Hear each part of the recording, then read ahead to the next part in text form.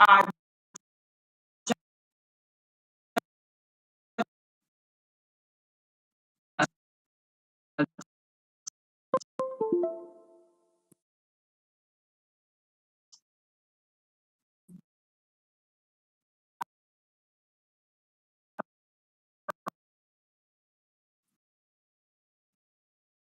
in that case, your time starts now.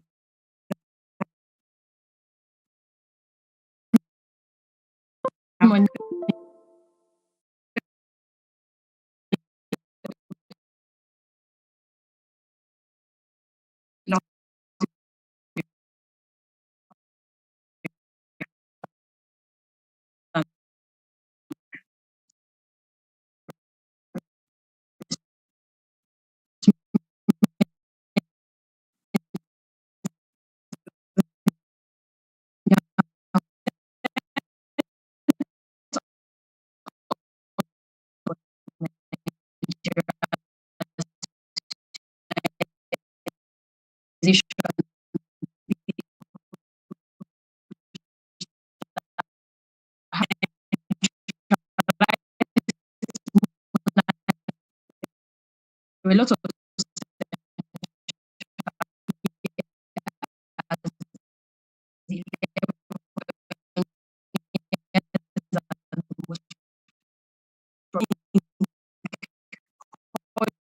the mind. This empire thrived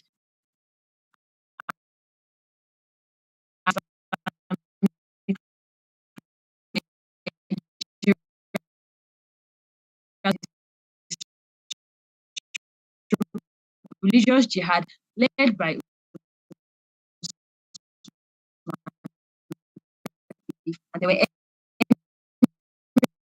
emirates that were governed in northern Nigeria today.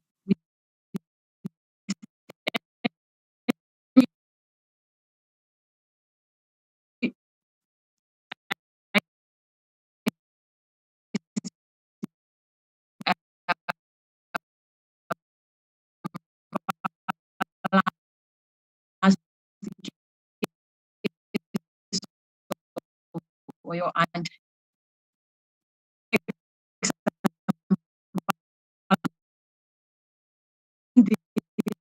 in the structure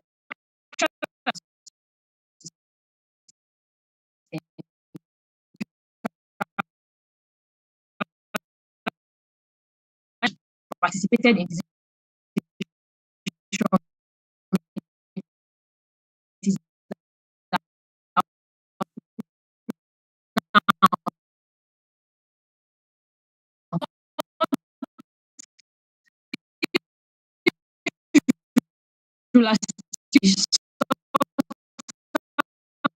Sokoto, who was in northern Nigeria and Nigeria today as a spiritual leader of Nigerian Muslims. He frequently intervenes in national issues, such as in 1997 when the Nigerian government invited the Sultan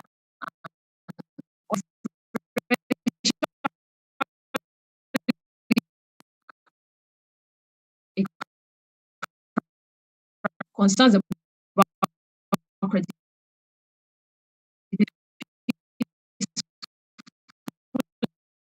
There were also several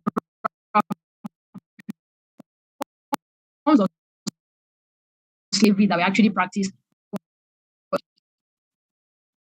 We have, for example,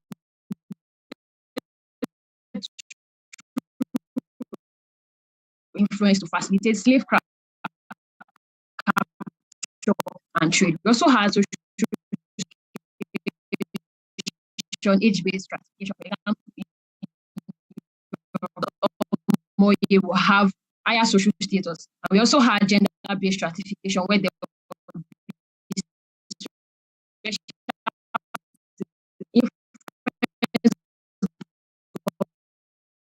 we have agricultural practices which were the backbone of many communities, such as the where they used to plant yam. There was also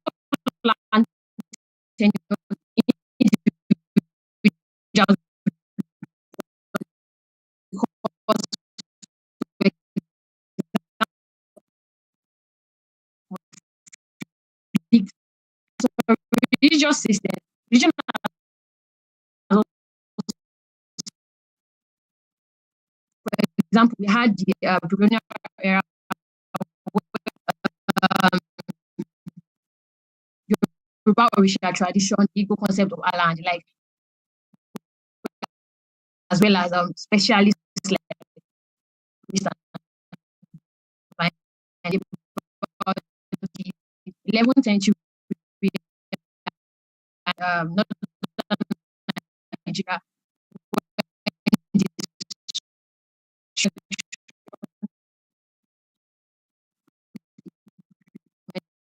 of Sharia law. As for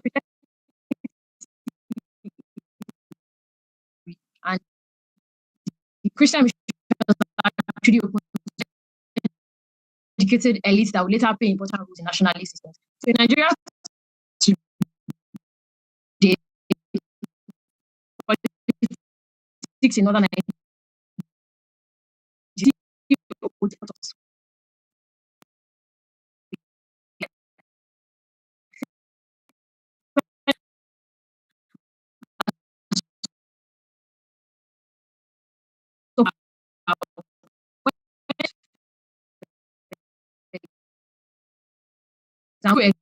existing indigenous authorities. So when proper centralized systems, they create a strong in the north where they could already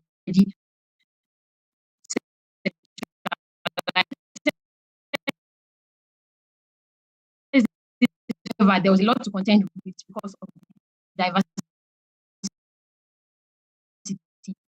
and this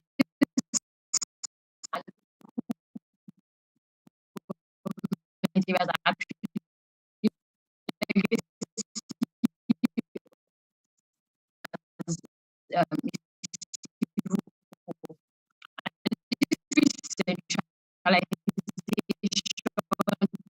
and basically created a federal system that is also there was a lot of corruption and patronage networks that happened during the time, especially because of the oil boom of the 1970s. However, since Nigeria has gone back to a lot of efforts at democratic consolidation, resource allocation, and like. However, one of the most significant strides that they've made is giving finance to allow them to receive funds directly from the federal government and also governance today reflects the lasting impact of this colonial regions and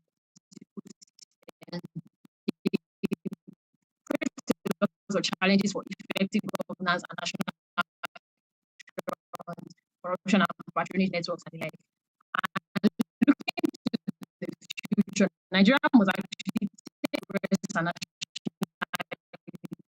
because there should be a thorough review and potential reform of the federal system so that the focuses on power and resource distribution. There should be a balance. There can also be constitutionalization of traditional institutions, like having a formal advisory body, professional rule at the federal and state level. We also need to come up with innovations that combine our African concepts with the modern principles of democracy, such as can follow the example of the Kakaka Court of Rwanda, and come up with dispute resolution systems, participatory, unity and diversity, as well as history, so that we can come up with a governance system and begin our own course, a uniquely Nigerian path to governance. Thank you very much. Thank you. That's the end of my presentation. Thank you very much. That was a beautiful presentation. Dr. Amira, please could you give your views on the participants' presentation?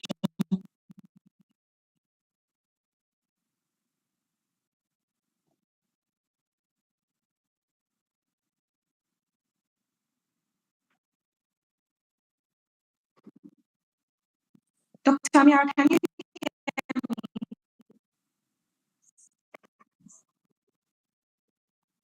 Hello.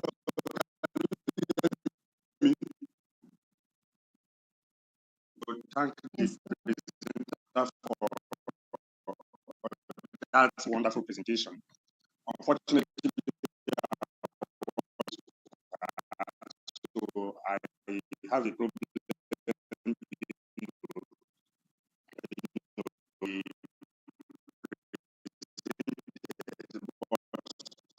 I think well.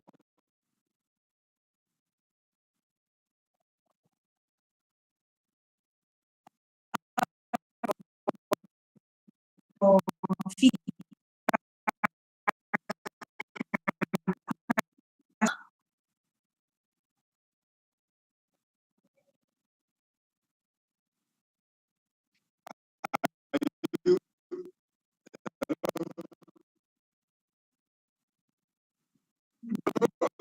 No, sir. Mr. I was not there. No,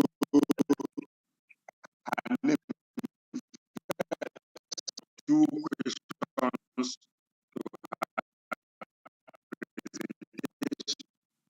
to use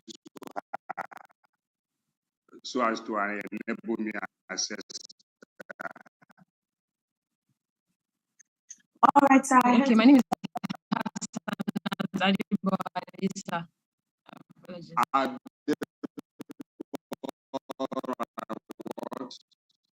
Yes. Adibo Ali. You are both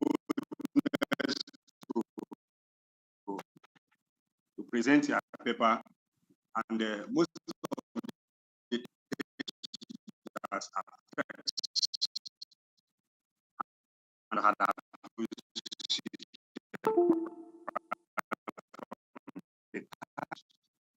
you raise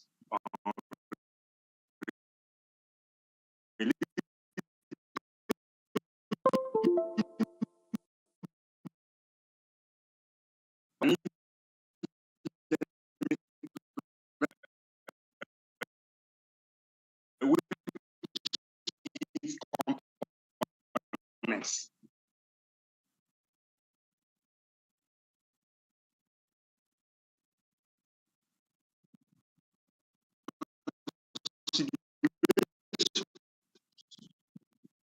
Guide during the pre-colonial period. How, in their own religion, in the present Nigerian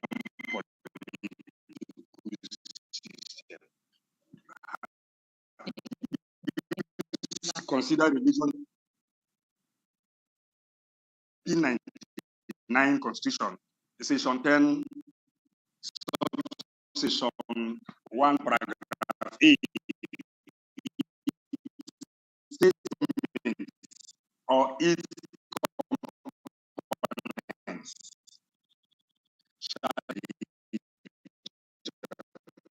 which means that given that religious interest and consideration during the pre-colonial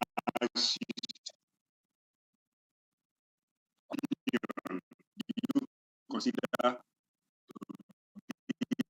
the impact administration.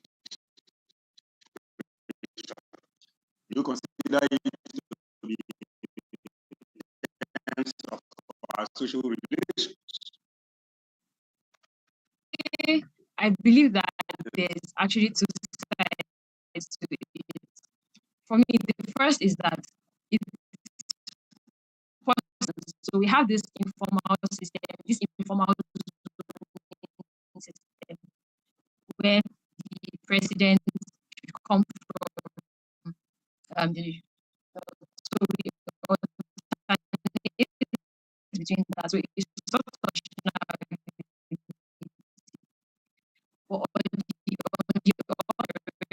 courts that operate side by side, secular courts in Nigeria, actually that is Nigeria where a woman called Amina was sentenced to death by stoning for adultery in a Sharia court of appeal. There was a lot of tension because there was international outrage that if it is a Sharia actually did lead to a lot of violent clashes between Muslims and Christians.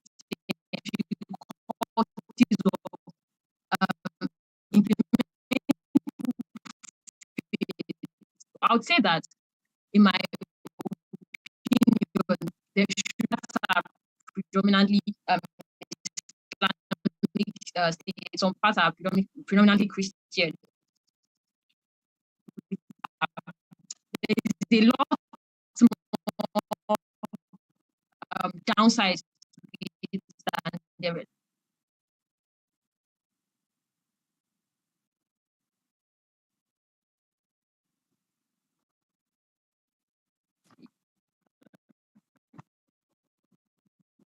Can you hear me?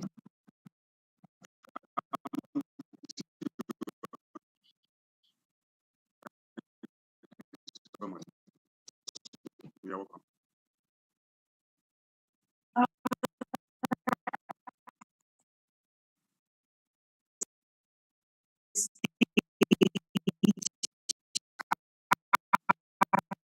Contact you.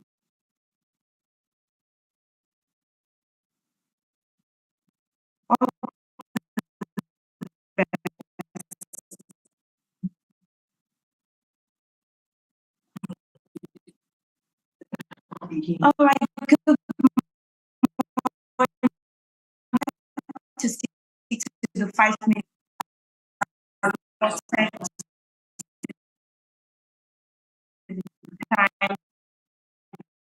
Okay, we'll prepare for the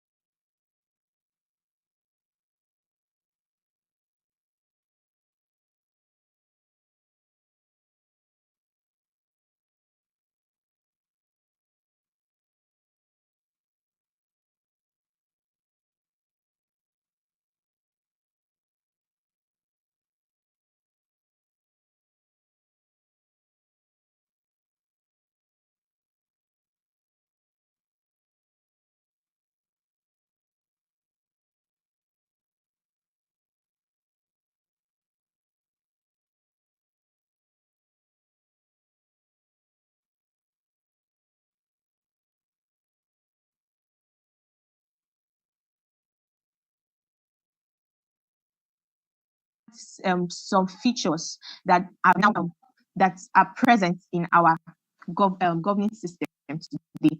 One of such was the principle of separation of power and checks and balances. Now, when we consider both the major kingdoms and the minor kingdoms in the pre-colonial era, we see that they had a system of governance. They had kings, they had chiefs, they had warlords, they had judges, they had religious leaders who served as one system serving as check on the other. And it is very similar with our present day Nigerian governance, where we have the executive, the legislature, and the judiciary, who serve as checks. One arm serves as check on the other, and then they also have the principle of separation of power. So it is seen that one arm of government rather does not have absolute power over governance, and at the same time, one arm is able to check the powers and the activities of the others.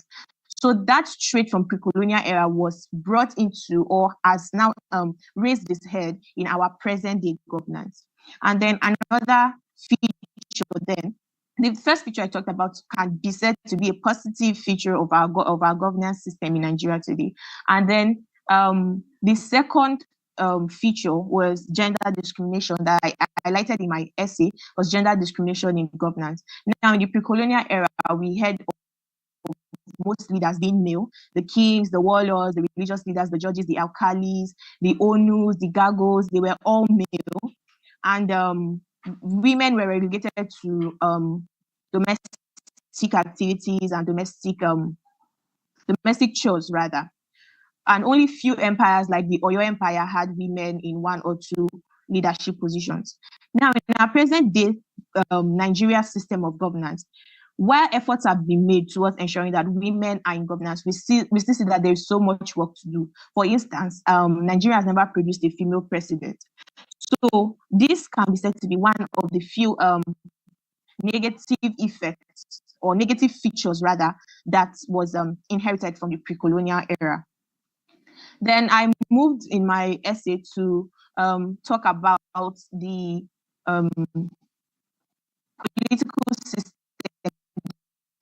political system in Nigeria. State, we operate a federal system of government has been enshrined in the section 1 of the 1999 of Nigeria. So and at the same time I have, so this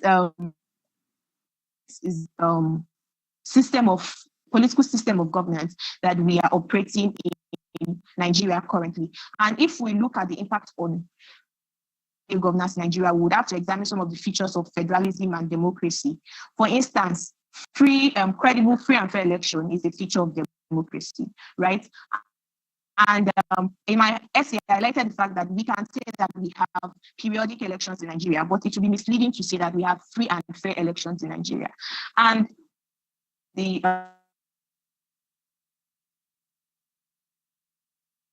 is the fact that we have multi-party system where different people are fighting for one prize, which is that to be the president, the governor, or to occupy one electoral position or the other. So multi-party system being a feature of democracy which we practice in Nigeria, and federalism which we practice, has now impacted our present day governance in form of electoral violence and violence during election. And then I also highlighted the fact that Nigeria, sir, sorry, sir, I didn't get that, sir. Okay.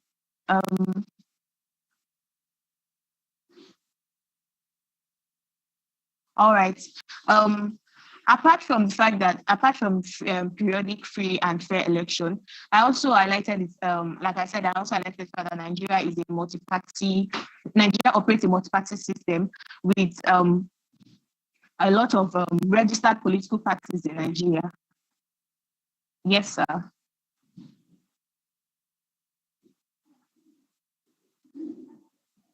So, okay, I'll take it that I can continue. Then in my essay, I also talked about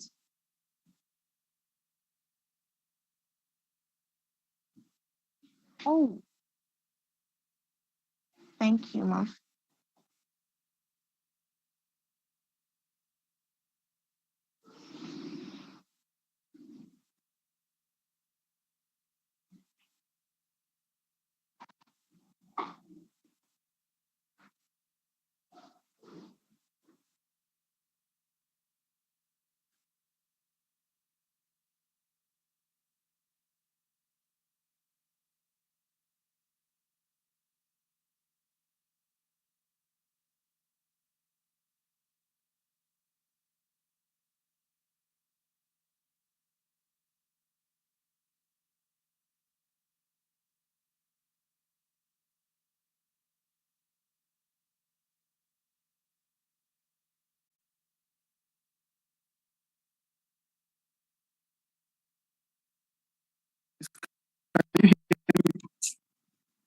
All right, thank you very much. Good morning.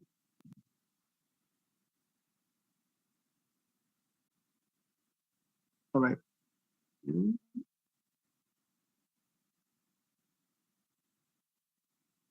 Okay. Can you see me better now? All right. All right. Good morning. Good morning, Dr. Byron. Nice to have you in this space. Um, a quick one. A quick one. To you're welcome. To Miriam. Miriam, you've done. I really must commend you for taking out your time to put up this. It's really not easy. I must say it's really not easy. But then I also would appreciate you, for bringing in the footnotes, style on this. At least it shows that you are doing well in law. But then I still have some observations I need to point out. On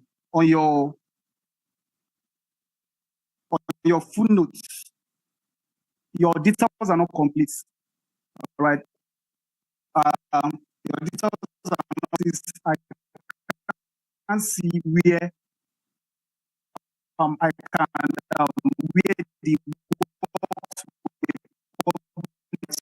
So that is number one. Number two, um, the sources you are, I'm having slight issues with that, because I feel in a subject of this nature, we have more indigenous writers, authors, historians that have written broadly on this subject. And I mean, the likes of Ubari Kime, we have so I was expecting that you would bring them in. Though I can see that you have Falola here, who has been one of the strongest historians so far. But then I was looking forward to having more of the indigenous writers, compared to what we have here. So please take notes. So as we progress, you try to incorporate these indigenous writers in. All right, thank you. I think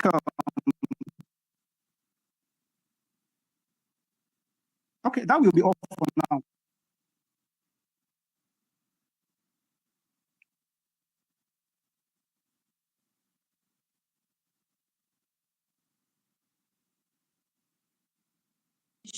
For you. Should you proceed to the next stage, our team will contact you. Thank you very much. All the best. All right, you can go ahead and exit the meeting. Bye.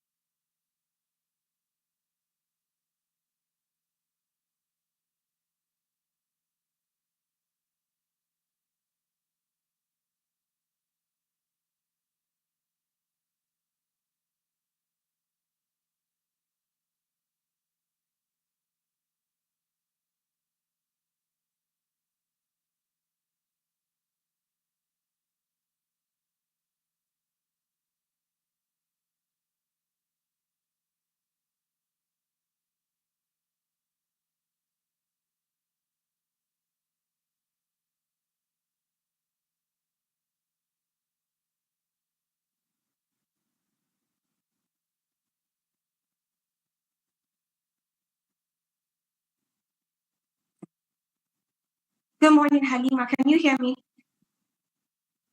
Yes, ma'am. Young morning. historian competition. Congratulations on making it this presentation. After which Thank you very much.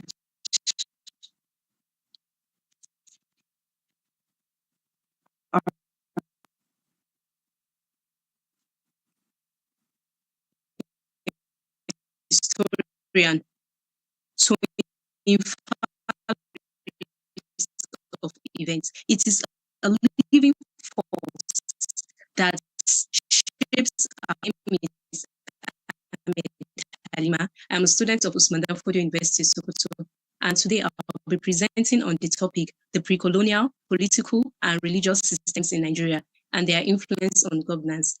This presentation will be divided into 3 segments. 1, the pre-colonial religious systems. 2, religion and politics in pre-colonial and colonial era. 3, the influence of this on our governance. Segments of the presentation, pre-colonial religious systems. Now, parts are home to diverse ethnic groups, some of which were the Hausa, Fulani, Tiv, and Nupe in the north, and in the south we had the Benin, Oyo Empire, Ibibio, Yoruba, among many others. These ethnic groups practice diverse political systems, including centralized monarchies and decentralized system of government. They had a core importance in their political affairs. However, officials and councils that were also in charge of the political affairs of the empire. Another northern empire, the Sokoto Caliphate. In the Sokoto Caliphate, they practice a centralized system of government with the Sultan of Sokoto ruling from the city of Sokoto. These emirates were headed by the emirs, and each of these emirs was given a wide range of autonomy and independence by the Sultan. Another notable empire in the north was the Tiv Society, who distinctively practiced the decentralized system of government based on a compound unit called Ya, and it was headed by the compound head. The Oyo Empire, a prominent Yoruba empire, practiced the monarchical system of governance, which is led by institutionalized council of chiefs called the Oyomesis. Then another kingdom in the south is the Benin Kingdom. The Benin Kingdom, in the Benin Kingdom, the king had the prominent power. However, he also had officials and chiefs in which his power depended upon. Now, the ancient Igbo society, in the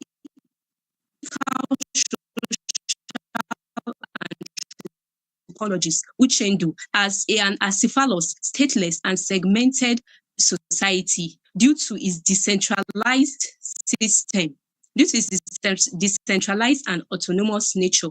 This means that the Igbo society, they practice a complex and decentralized system of governance with no formalized and hereditary leadership system. Now to the next segment of my presentation, the religion, which is the religion and politics in pre-colonial and colonial era. During the pre-colonial times, traditional religious system was practiced by various groups before the introduction of Islam by Usman Dan Fodio during Jihad in 1804 and Christianity by European Christian missionaries. Religion and politics were intertwined in the pre-colonial era in the sense that religious beliefs determined the legitimacy of a traditional ruler and its succession process. For instance, the divine rights given to many of the African kings, to the kings in many of the African communities then, was due to the fact that they were a cornerstone of political authority. Similarly, the Oba of Benin in the pre-colonial era was known as the descendant of the gods. This made him to enjoy unquestionable political rights. So religion also served as unifying or divisive force during the pre-colonial era. A notable example was the jihad fights in 1804 led by Usman Dan Fodio, which was due to political differences, and this led to the formation of the so-called some religious belief led to some societal movements. For example, the opposition on religion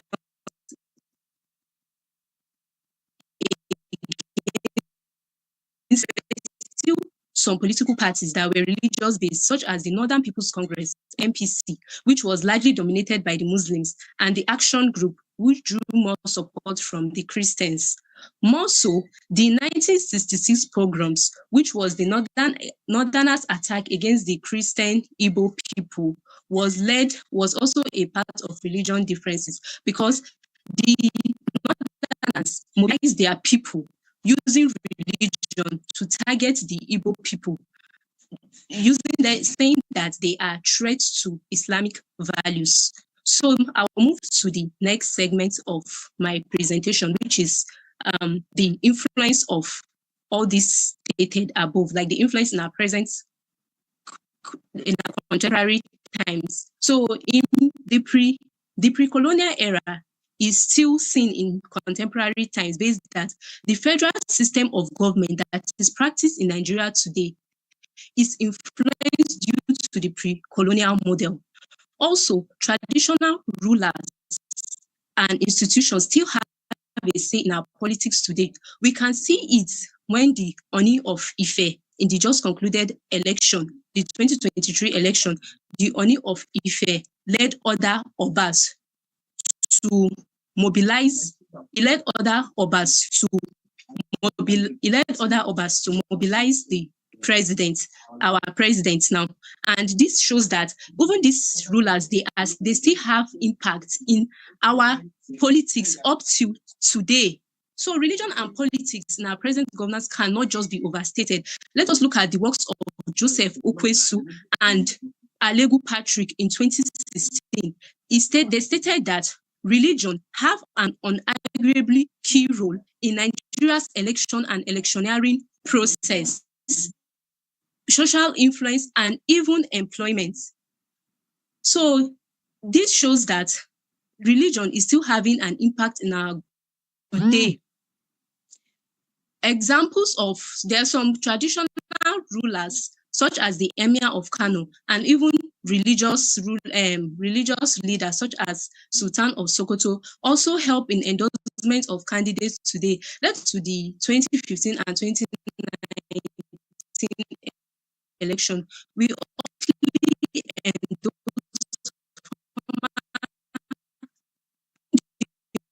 Muslim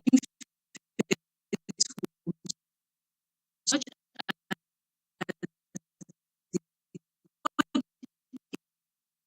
a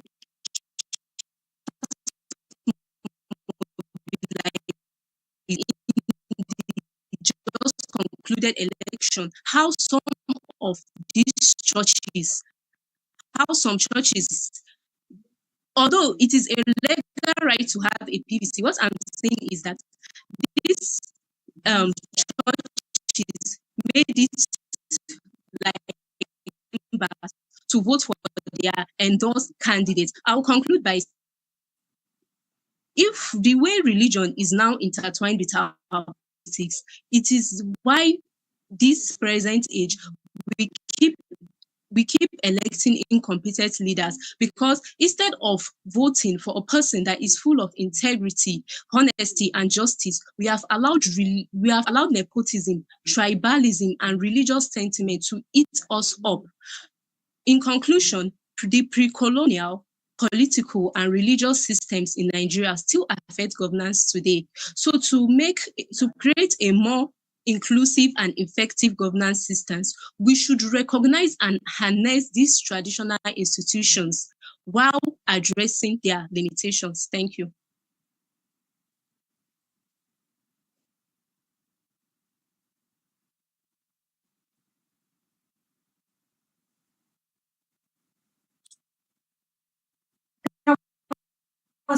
most beautiful.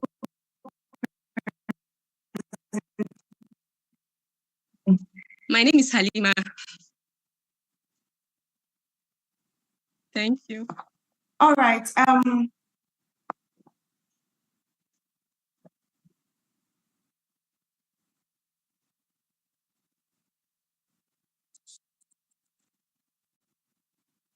Questions for the participant. Thank you very much. The moderator, unfortunately, her work was not sent to me. I'm only going to ask.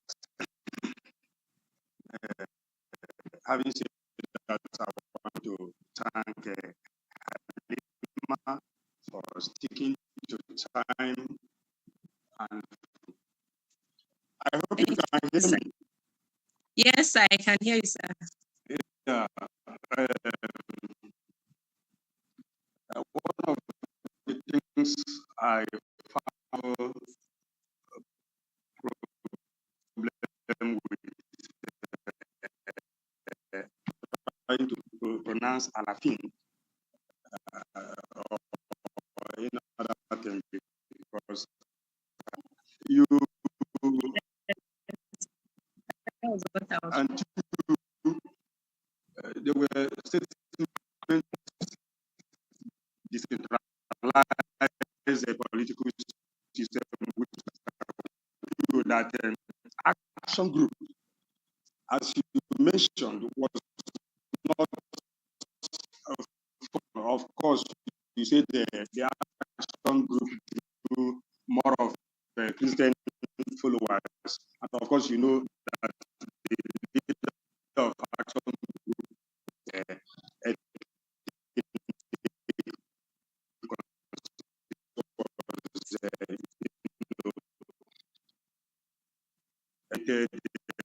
um, dominated the political association.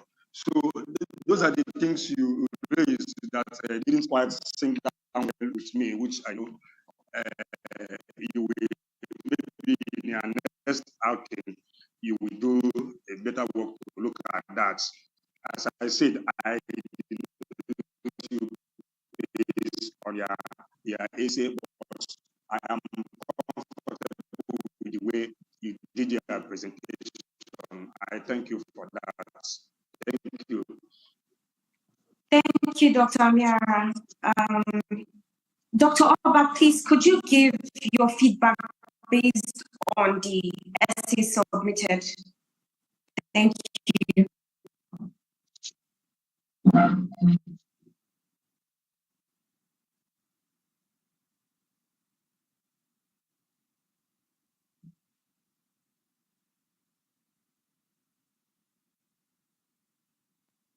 Dr. Oba, can you hear me?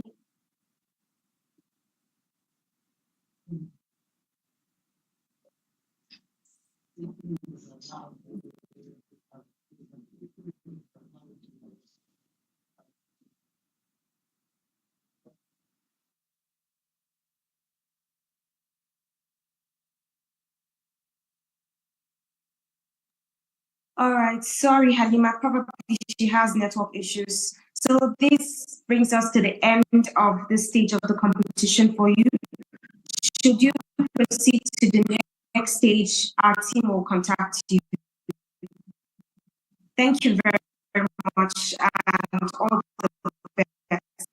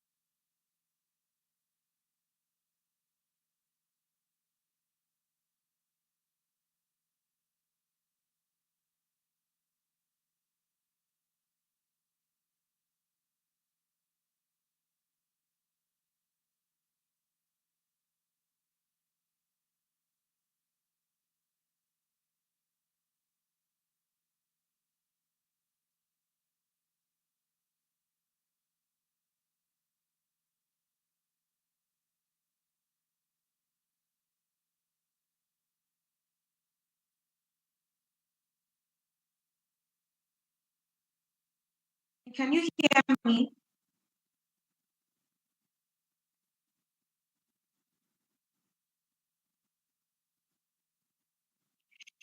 If you can, please turn on your video.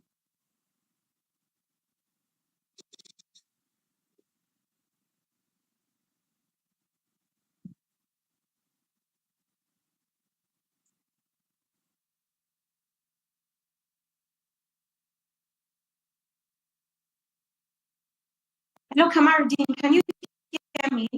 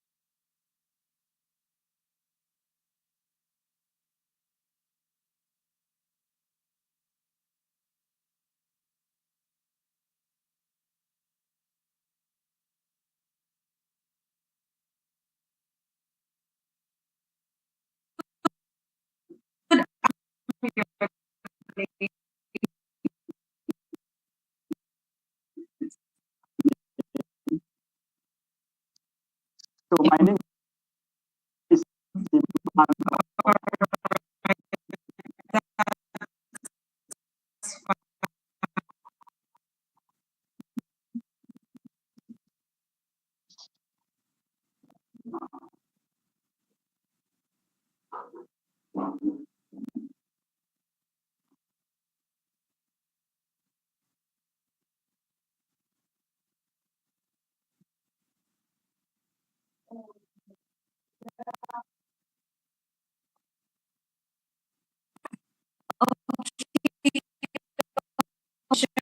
Congratulations on making it thus far.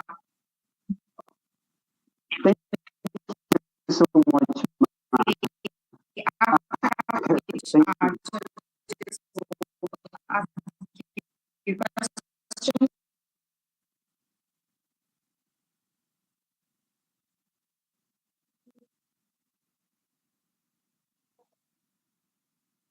Hello, did you hear me? Yes, please, could you hold on a second? Sure, sure.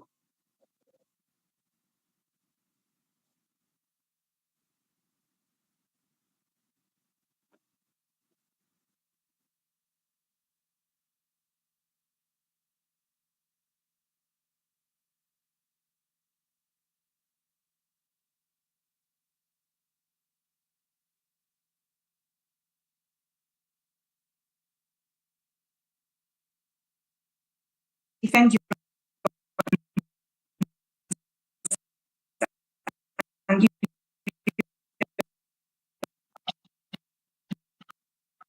then you have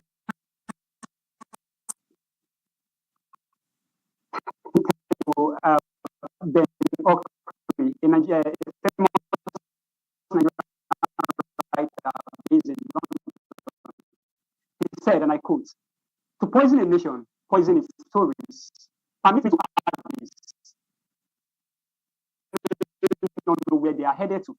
And that is why I want to especially thank the Restore Heart Foundation for giving us this opportunity to learn about our past so that it will give us a clue of where we are going. It's very, very important. And I want to say a very big thank you to the Restore Heart Foundation and to all the staff who are working tirelessly to make sure that this is a success. Now, at the end of my presentation, I want everybody or my audience to understand a few things.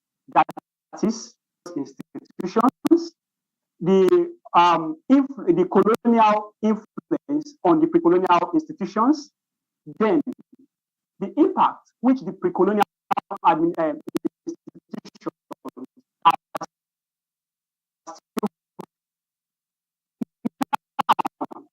before I proceed, I would like us to understand that before the coming of the Europeans into Africa, 1442,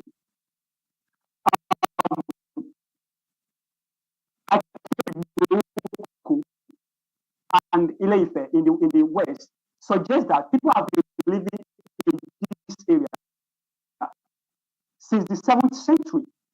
Now, it is interesting to know that people had already developed an existing structure that was good for community development. Now, an area that housed over 250 ethnic groups that had their own distinct political and religious institutions, different ethnic groups.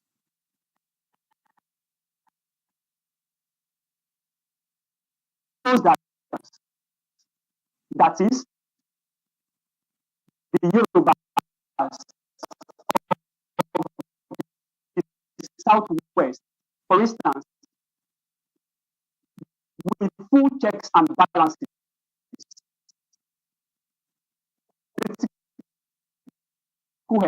But the other was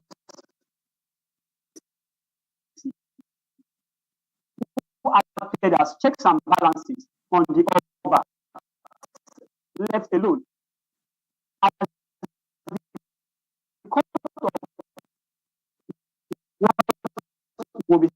what we see sharing. Also, we had the Obasho or the Yomisi. Now, the Obasho today can be equated to the Prime Minister or the Senate President.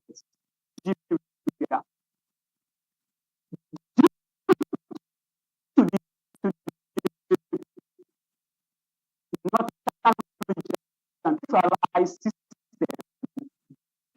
based on Islamic law.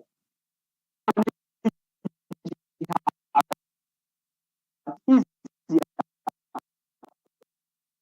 when centralized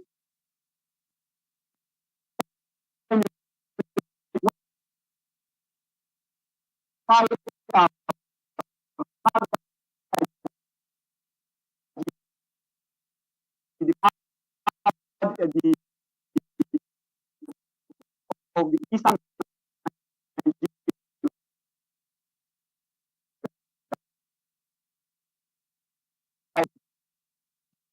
based on consensus. Where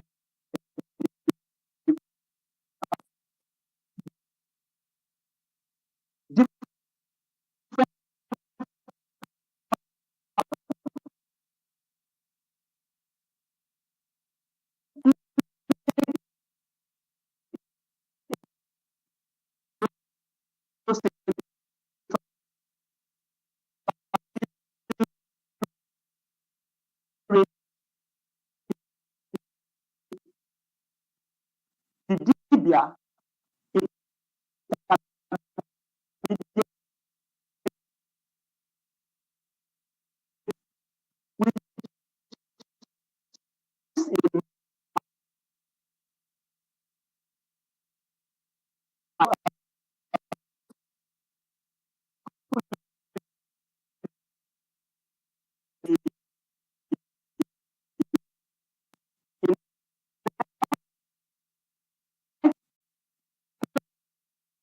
together by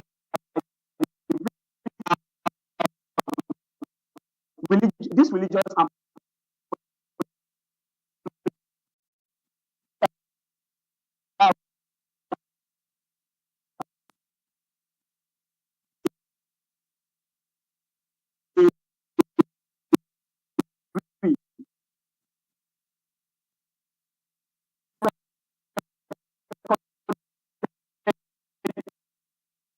to decentralized power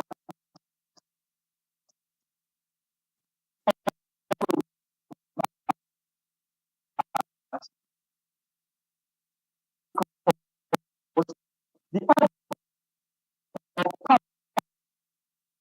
power is, on the other hand, because of the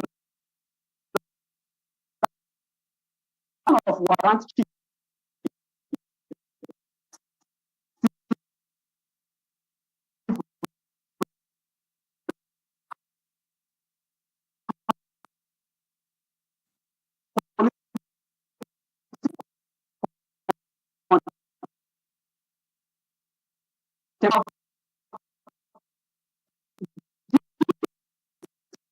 institution,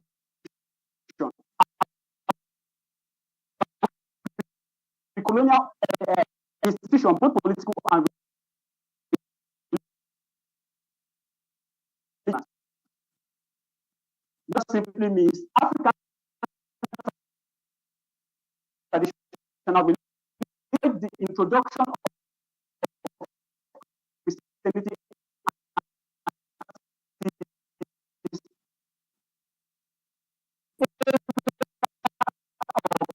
You see,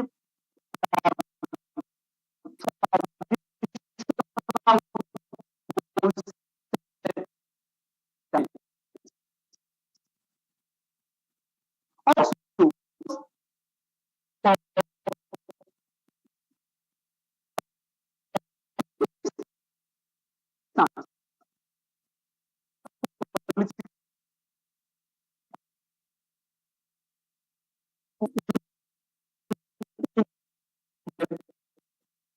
the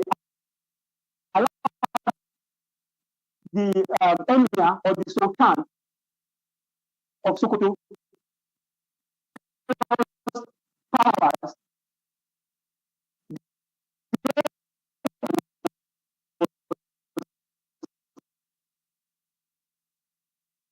We have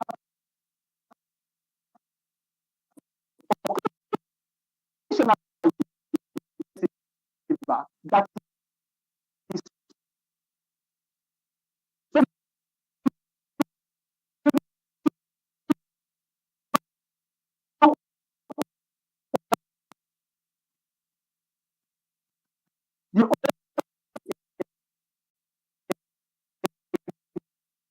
the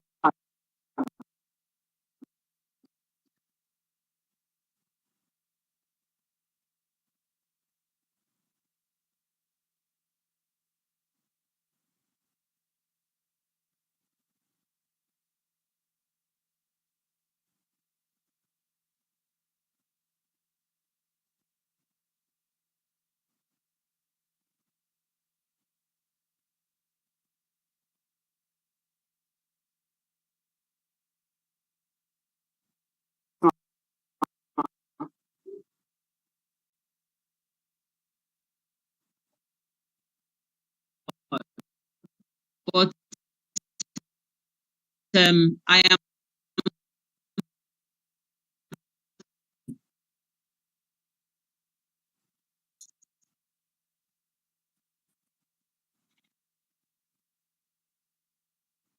rich. If you had used maybe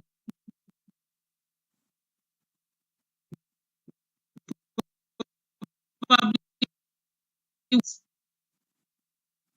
when I look at your recommendations, you yes, ma'am. understand me. I'm wondering in a country like Nigeria,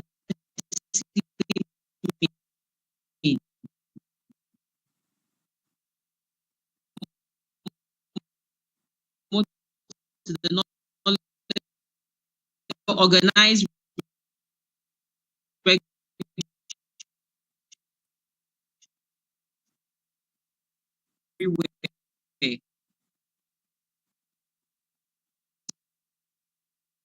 See,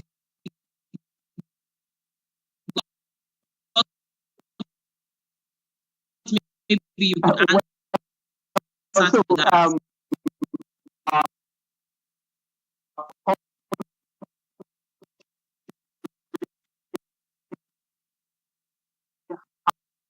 understand.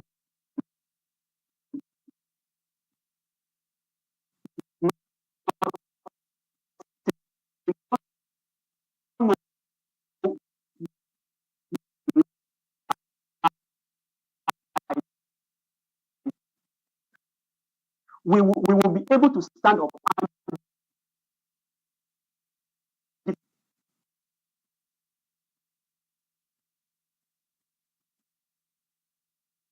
On institutions and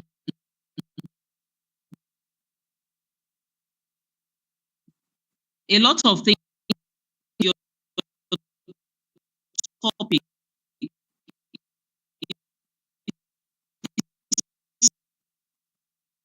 some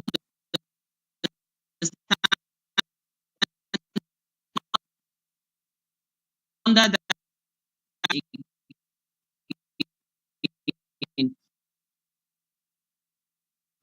but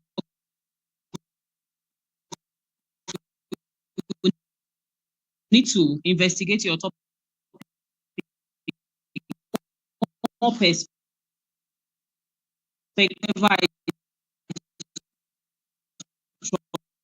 troubling Nigeria. Thank you so much.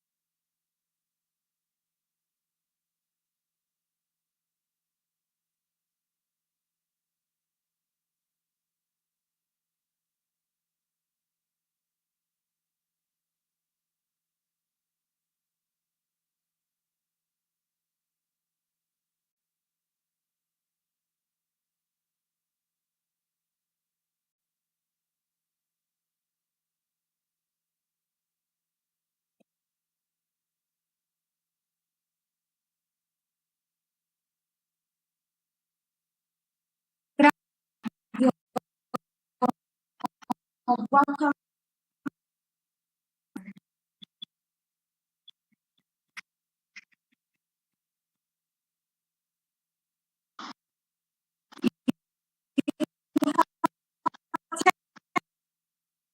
Which are just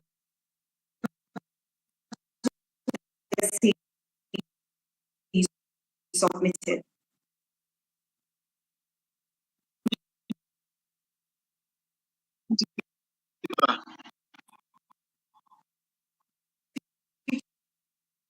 Can hear me?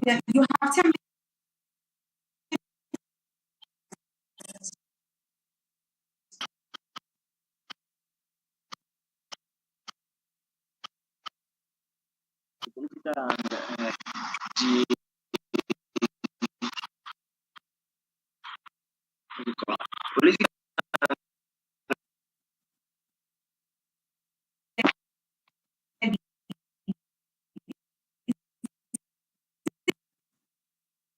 Okay, please, can you hear me clearly?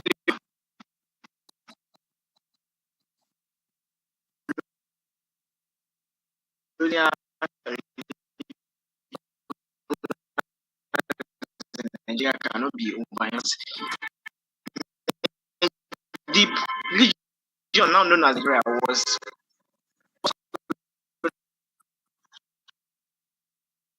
the wife of the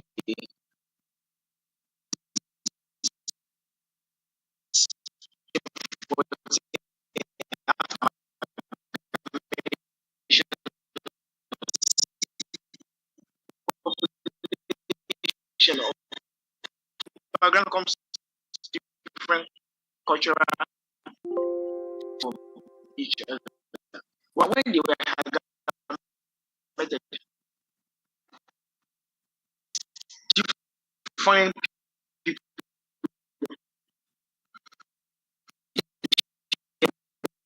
when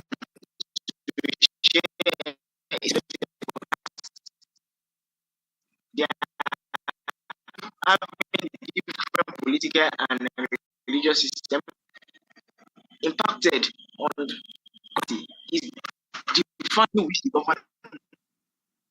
So I will examine the pre-colonial political and religious system of the regions that now make Nigeria.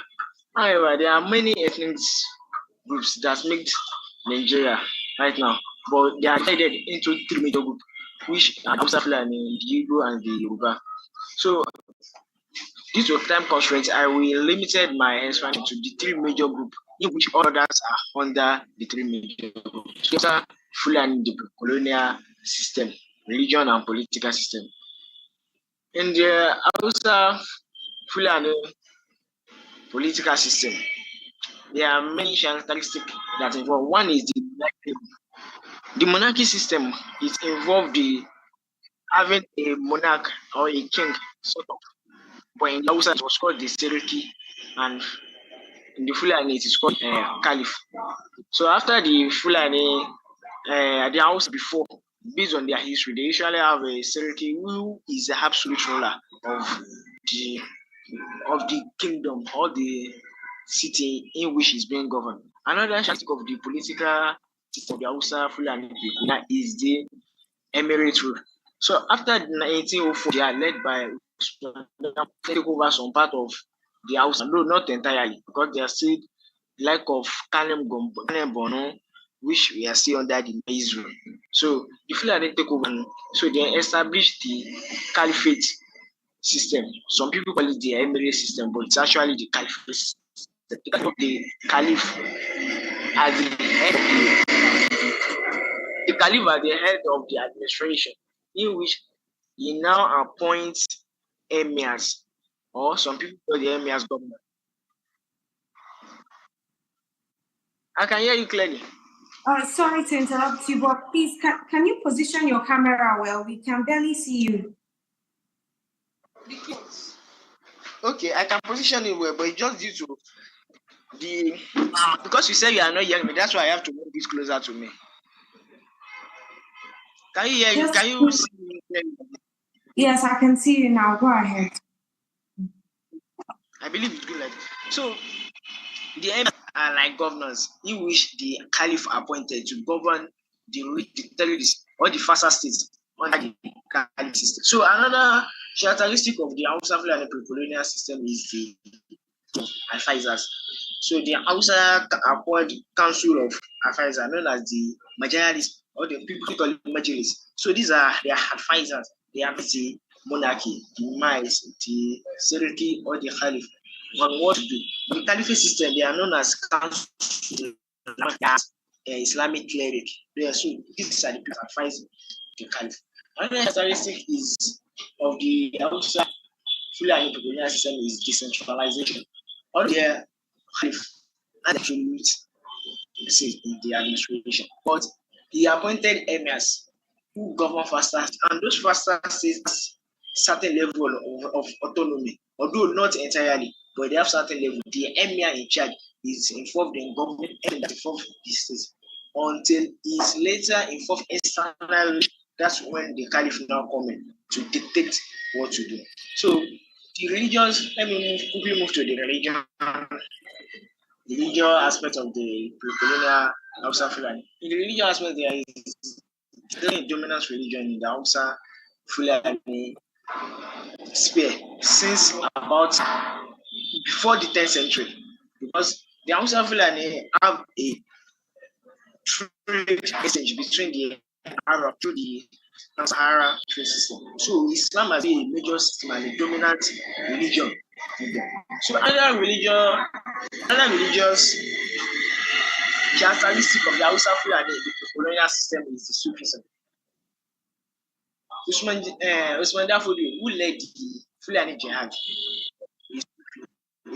so this is belonging to the Sufism impacted his belief, and it's actually one of the major reasons that led to the jihad in which he now take over.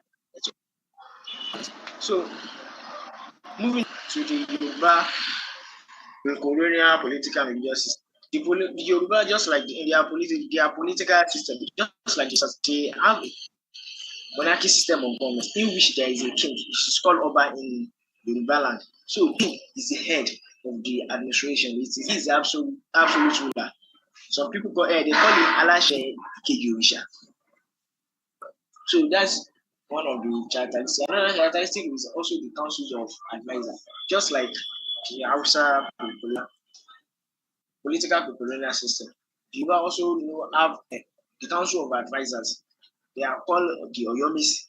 So these are the people that advise the king. Although the king has absolute seat in the system, but they advise the king on what to do, and they also have certain portfolio that this this advisor is dedicated to this portfolio. He is in charge of doing this. He is in charge of doing that. So that is it.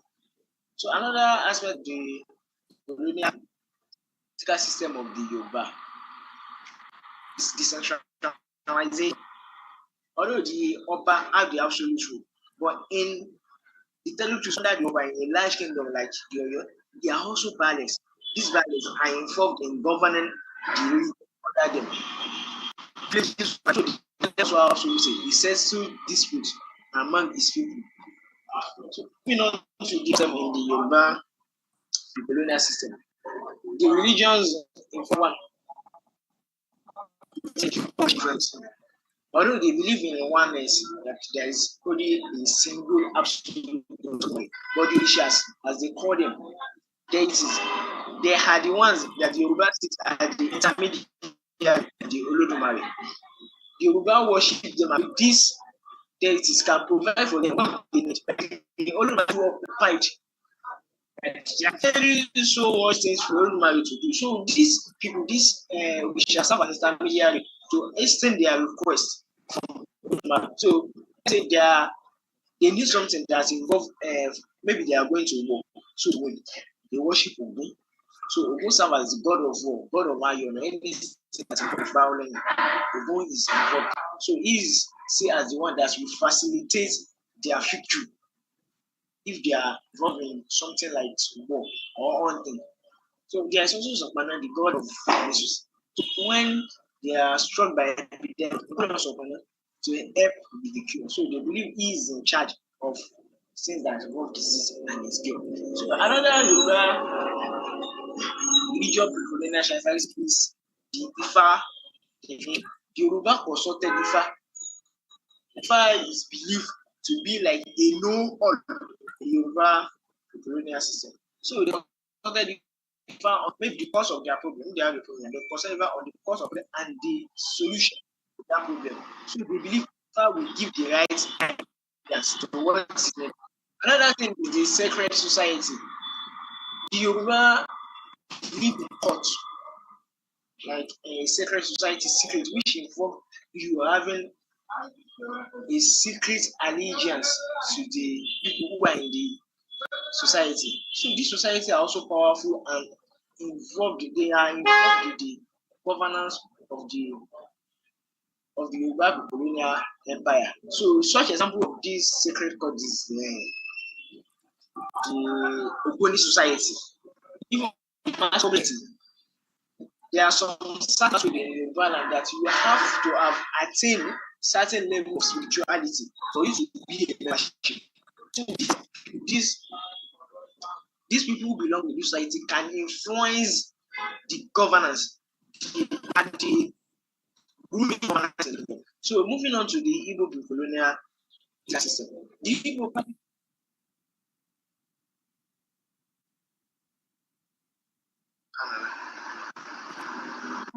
Enang, please, could you give us feedback on Ishaq's presentation and his essay? Thank you. What do you say? Hello? You've run out of time, so our judge will give you his feedback now on your essay. Well done. That was a good presentation. Okay.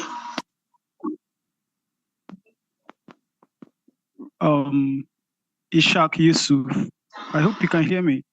Yes, sir. All right. You did wonderfully well. You attempted, your thoughts, on the paper. All right. But then there was something you said I didn't quite get you, so I want to ask again. When did you say the name Nigeria was birthed?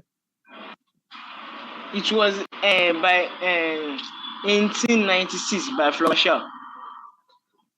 1896. Yes, sir. Anyway, it was January 1897. 8th January 1897. 8th January 1897. So the public will not be misled. Okay. Anyway, it varies from sources, but from my source, 1897. Okay. So did you get me? I got, yes. I got. All right. Also going through your work, I noticed that there are no subdivisions on your work. Yeah, even though I appreciate no subdivisions on your work. Yes, sir. All right. Yes, sir. But I will also appreciate the fact that you were able to put them in paragraphs. You were able to Yes, put sir. them in paragraphs, but then stop dividing your work into subheadings would have been more defined.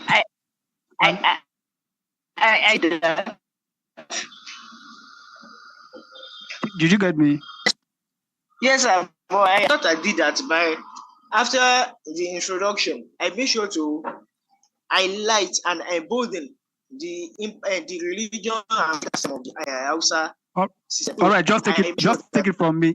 In case of next time, stop headings so that it can have a logical flow.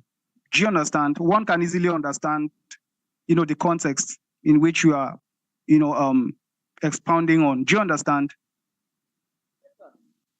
All right. I also noticed that there is no in-text citation in your work, and going to the referencing, you have just about 3 sources, and it's somewhat confusing. I'm tempted to ask, How did you arrive at all these sources? Because what you've written is bulky, is lengthy enough to have accommodated as many sources as possible. But you have here just 3. Yes, sir.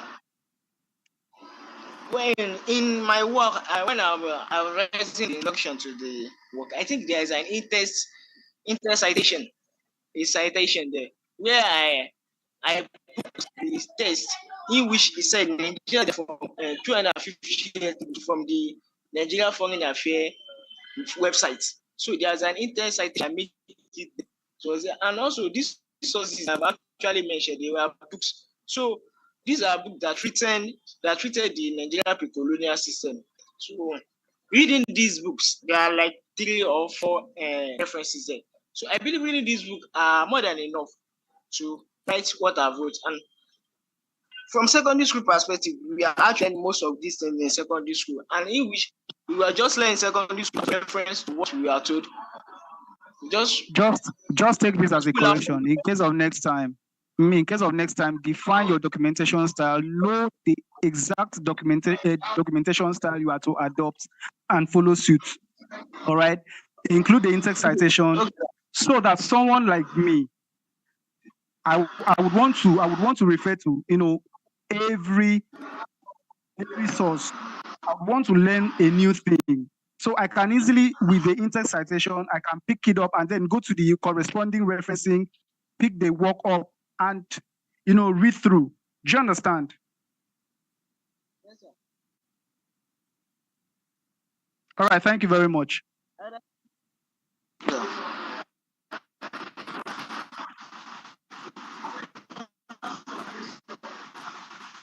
Thank you so much for your feedback, Enang. Well done, Ishaq. This marks the end of this stage of the competition. Should you move to the next round, we'll contact you. That's from the Restored Heart Foundation. Okay, thank you. All right. Thank you very much. Do well to exit the meeting. Yeah. Have a nice day.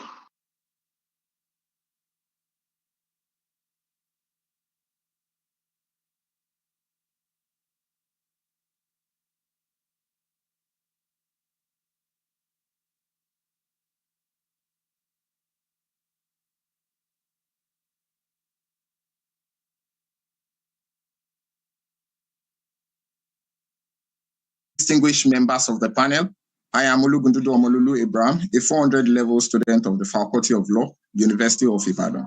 I'm here to make an oral presentation for my essay entry at the Young Historian competition sponsored by the Restored Heart Foundation. The topic of my essay is the pre-colonial religion and political system and its influence on governance in Nigeria. I would love to state at this point that my oral presentation will be based on 3 major phases, which are phase 1, definition of key terms and description of the topic.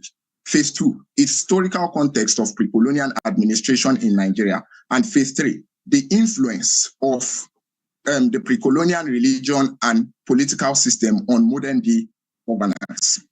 According to the words of Tony Falola and Akinade Oshuntomo, they defined pre-colonial administration as a period in which various ethnic groups developed their own kingdom, trade networks, and social structure. Similarly, E.A. Ayondele defined religion as a system of belief and practices which relates humanity to the supernatural to shape their moral, social, and cultural framework within the society. According to the words of Niccolo Machiavelli in his book titled The Prince, he noted that the term political has its root word from the term politics, which he described to be the acquisition, maintenance, and the exercise of power. Lastly, John Locke described governance in his book titled The Second Treatise as the authority and system in which communities are organized or ruled. Juxtaposing these 4 keywords, it is necessary for me to state that what is meant by this is the system of belief, practice, and the maintenance of powers which are prevalent at the period where various ethnic groups develop their own social structure and trade network, and how this has been able to influence the system of community and how they are often being ruled and organized. At this point, I would like to dive into the historical context of pre-colonial administration in Nigeria. It is a statement of fact that, with exception to Liberia and Ethiopia, all African countries are product of colonial rule. However, in Nigeria particularly, before the advent of colonialism, there were structure in various places in Nigeria, such as the Igbo, the Yoruba, the Hausa, the Ibibio, the Ishekiri, the Efik, the Ijo, and so on and so forth. However, I am going to concentrate majorly on three administrations, which are the Hausa, the Igbo, and the Yoruba. The history of the Hausa administration can be traced to the renowned Islamic teacher known as Uthman Dan Fodio, who started a particular war in 1804 and ended it in 1808, often known as the Jihad. At the end of this war, the Sokoto Caliphate was created, leading to the emergence of various other emirates. And these emirates politically are often being headed by an emir. The emir served as the political and the religious head of the administration or of the emirates, and there's often concentration of power in the emir, although he's often been assisted by a plethora of officers such as the Sakiruwa and the Sakin-Fada. Looking at the system of administration in the religious sense, they were often being governed by a set of Islamic rules, and they rely on four major books, which are the Holy Quran, the Hadith, the Ijma, and the Qiyas. Opposing this system of government in the Igbo administration, their system was said to be highly decentralized, acephalous, and republican. A group of people known as the Office would have come together to form a council known as the Council of Elders by a person known as the Opara. The Opara is often being elected on a rotational basis, and this principle underlines the presence of republicanism in this system. Looking at it from the religious sense, the Igbo administration believed in multiple gods, such as the gods of the sun, the gods of the sky, and so on. However, this does not totally eliminate the fact that they as well believed in a supreme god, which they often refer to as the Chineke. Diving along the line, the Yoruba administration was as well centralized, as there was a political figure often known as the king or the Alaafin, as the case may be. However, the excesses of the Alaafin is often being checked by a group of 7 hereditary kingmakers, which they refer to as the Oyomesi, often headed by the Basharun. Under this administration, they also believed in a particular caste system, which they refer to as the Oro. The Oro is of high reverence, as the people saw it as the only intermediary between themselves and the Eledumare. So to say, the political structure of the old Yoruba Independence Constitution, which have been propounded in Nigeria. We have structures such as republicanism that was propounded under the 1963 Constitution. But in actual sense, there have been a practice of republicanism under the Igbo administration prior to the enactment of the 1963 Constitution. So we can assert that it was the influence of the pre-colonial Igbo system that made the practice of republicanism prevalent in Nigeria. Also, when we talk about separation of power, such as the Yoruba Empire, where we had the Alaafin performing executive function, the Oyomesi performing legislative function, and the Ogboni in line with the Faoraku and the Are Ona Kakanfo performing judicial function. This is also present in modern day governance, and it has been given authority by virtue of Section 4.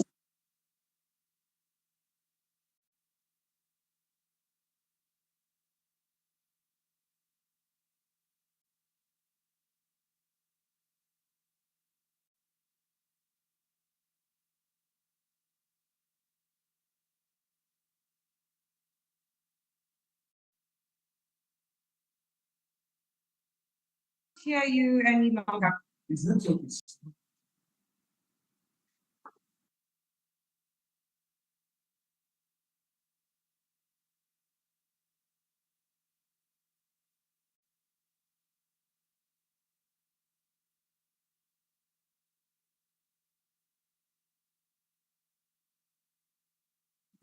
Yeah, probably there was a glitch. So I think we should just give him a minute, see whether his network improves.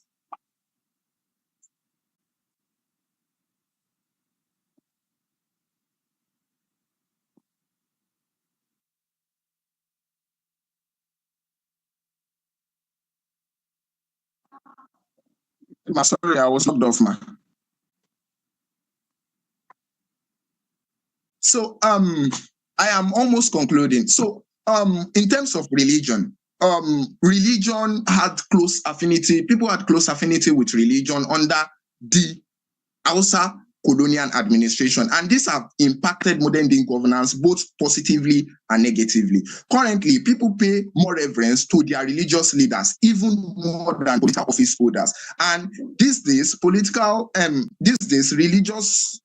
leaders, such as religious institutions such as the Christian Association of Nigeria, plays pivotal role in ensuring that people exercise their civic responsibility. And this is seen in light of various religious leaders sensitizing their members to exercise their franchise during periods of election. However, it is quite necessary for me to state that the pre-colonial political and religious system that was in place have not only positively influenced modern governance, it also has negative impact. And it's the uproar that happened in 2023 following the nomination of two Muslims under the umbrella of All Progressive Congress. The nomination of the President, Chief Bola Ahmed Tinubu, as well as the Vice President, Kashim Shettima, this nomination brought about uproar as people saw it as a threat capable of leading to an Islamized state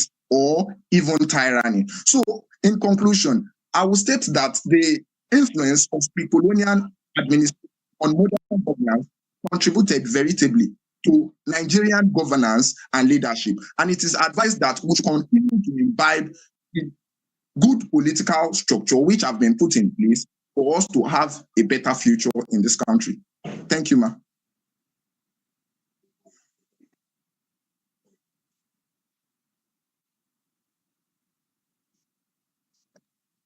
Thank you very much, Abraham.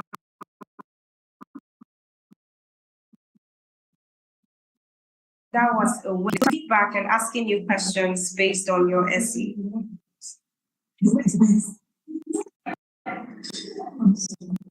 Abraham. Hello, Abraham. Can you hear me? Can you hear me, Abraham? Is he there? Hello, Mr. Abraham. Can you hear me? I think his network is the bad if you cannot hear me.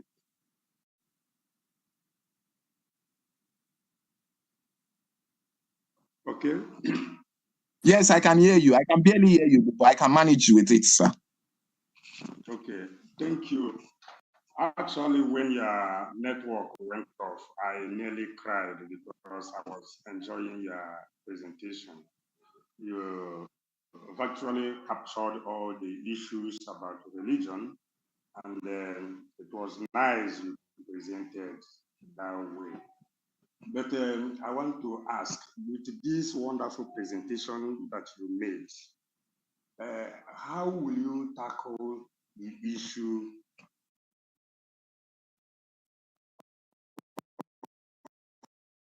of corruption?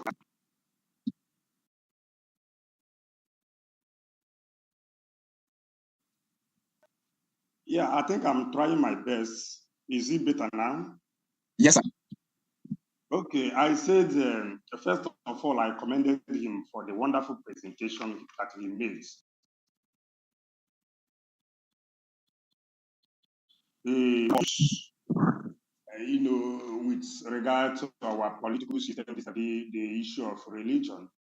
But with that wonderful presentation that you made, Abraham, how then do you think we can tackle the issue of corruption, which you know is emanating from religious doctrine, from our politicians? Because you know the kind of religious practices that are in line now, that are in place in our Nigerian political system and space is not the same with what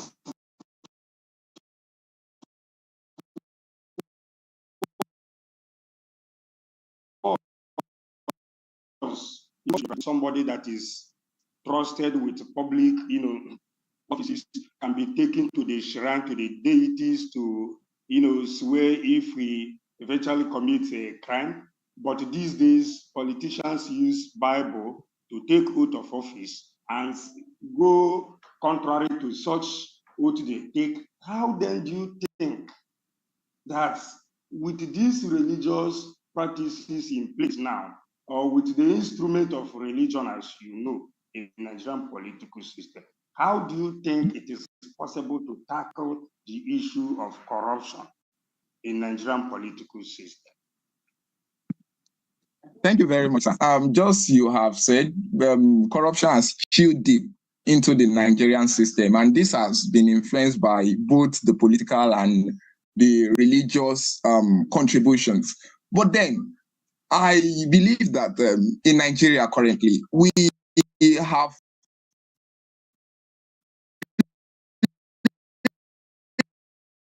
this priority. People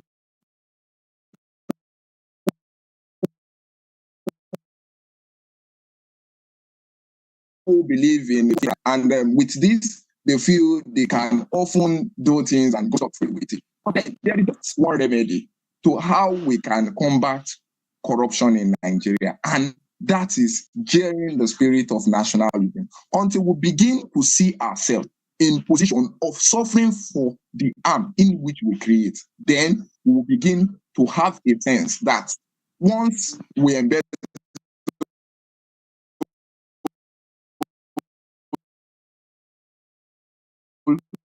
or siphon.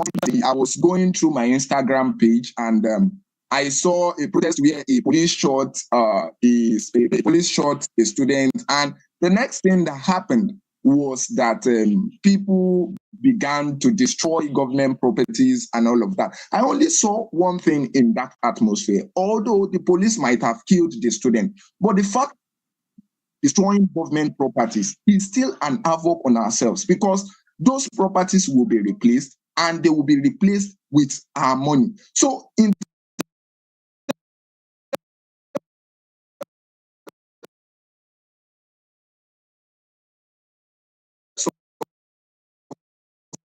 corruption, we can take it together, and whatever havoc is caused within the political thing, it is also going to affect a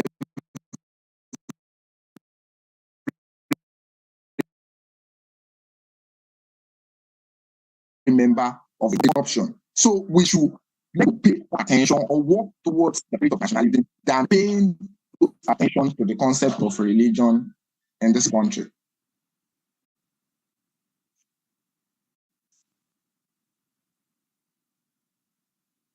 Great to hear from the judges as we go on.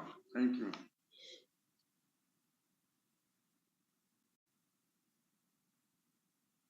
For your feedback. Great presentation, Abraham. This marks the end of the stage competition for you. Should you proceed to the next stage, we'll contact you.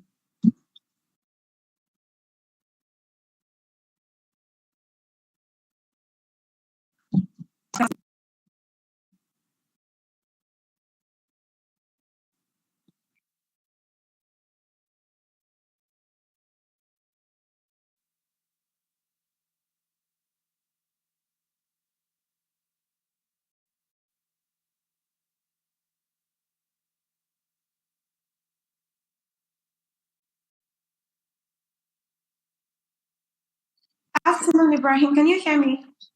Yes, I can hear you. Fine. Thank you very much. All right. You have 10 minutes to defend your essay, after which our judges will have questions and feedback based on your submitted work. Thank you very much. All right. On that note, you have 10 minutes for your presentation. Your time starts now. All the best. Thank you. As a medical doctor, when a patient presents to you in the hospital, it's going to be very wrong for you to just decide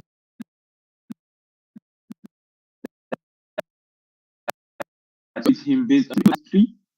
Take notes of every single system that might be involved in the sickness before you arrive at a suitable diagnosis to ensure that your patient is fine and good.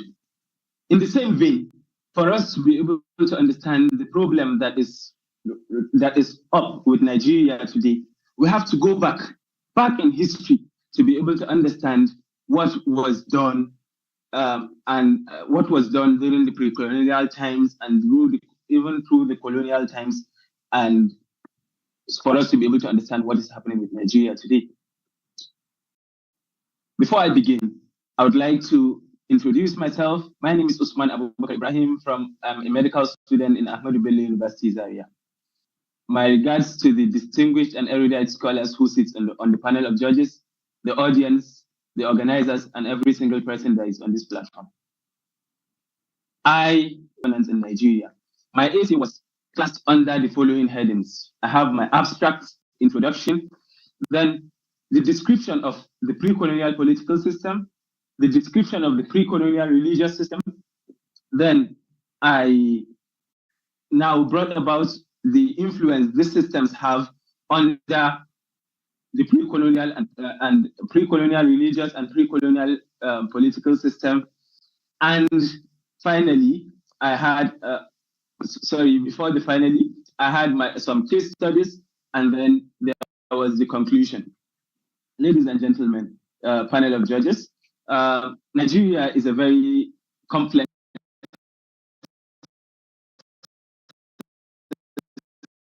system, by way of introduction, Nigeria is very complex. We have over 300 ethnic groups in the country, and these ethnic groups came together to live together as one. Prior to this, prior to 1914, when Nigeria became a country together, there was no country known as Nigeria. What we had were regions, nation states, kingdoms, and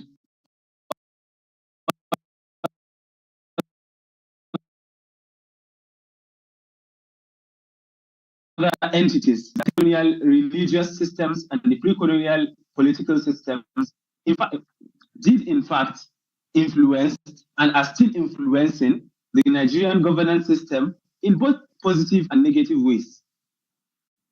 Ladies and gentlemen, the pre-colonial political system in Nigeria is, we are going to discuss it under three subheadings, under three different categories, in order for us to be able to categorize it very well. The pre-colonial political system, we had the northern protectorates, or the northern region of the country. We had the southwestern region. We also had the southeastern region. For the political systems these regions operate, it differs. Starting with the pre-colonial era is divided.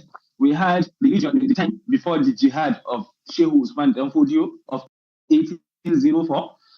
Before that, we had different systems of different ethnic groups which are governing themselves. We have the Kanem Borno Empire and a number of other empires. When the advent of the Usman Danfodio jihad of the 1814, Usman Danfodio basically encroached and fought and claimed most of these kingdoms and brought them under the directive of the Sokoto Emirate. So Usman Danfodio appointed his disciples in various regions to govern